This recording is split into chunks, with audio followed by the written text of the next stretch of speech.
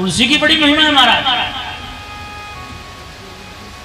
जिस घर में तुलसी होती है वहां साक्षात ठाकुर जी विराजमान होते हैं, ठाकुर जी आते हैं। इसलिए हर वैष्णव के घर में तुलसी जरूर होनी चाहिए, और हर वैष्णव के कंठ में भी तुलसी होनी चाहिए। यत कंठे तुलसी नास्ति ते धरा मूढ़ मानसा, शुनो विष्ठा समम चान्यम जलम चा मदिरा समम। यत कंठे तुलसी नास्ति ते धरा मूढ़ मानसा, जिनके कंठ में तुलसी नहीं होती धरती पर वो जीव मूढ़ है, माने मूर्ख है। काय को? उनके हाथ का जल भी क्या बताया? मदिरा समम। अगर उनके हाथ से हम जल भी पीवें तो मदिरा के समान है, ऐसा बताया तुलसी के बारे में। तुलसी की महिमा बात गाई गई है। तुलसी की महिमा गोपियां गाती हैं कि कश्चित तुलसी कल्याणी गोविंद चरण प्रिय, सहत्वाली कुलई विव्रत दृष्ट सते प्रचितः। गोपियां कहती हैं कि तुलसी कल्याण करने वाली है, और क्या है? बोले गोविंद चरण प्रिय, भगवान के चरणों की प्यारी है।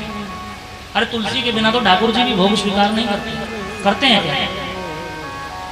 हम लोग सत्यनारायण देव की पूजा करते हैं अपने अपने घरों में, तो सत्यनारायण जी की आरती उतारते हैं, उसमें क्या कहते हैं? धूप दीप तुलसी से राजी सत्य देवा, ऐसे ही कहते हैं। कुछ नहीं चाहिए, धूप दीप तुलसी चढ़ाओ, ठाकुर जी को प्रणाम करो तो ठाकुर जी प्रसन्न। तुलसी के बिना भगवान भोग भी स्वीकार नहीं करते। और एक बात और बड़ी है, वेद का सूत्र है अन्नोहम अन्नादस्तम। हम स्नान करते हैं ना, तो जो जल तुलसी को स्पर्श करके हमारे शरीर से होकर निकलता है तो उससे क्या होता है? बोले सर्व तीर्थेषु स्नातम। मान लो कि सभी तीर्थों का स्नान हो गया, गंगा स्नान, जमुना स्नान, सरस्वती स्नान, नर्मदा, सब तीर्थों का स्नान हो गया। यदि तुलसी को स्पर्श करके जल हमारे शरीर को लगा, हमने उसमें स्नान किया, तो उस तुलसी की इतनी महिमा है कि उस जल को तीर्थों के जल के बराबर कर देती है। ये तुलसी की महिमा है महाराज। इसलिए तुलसी कंठ में धारण करनी चाहिए।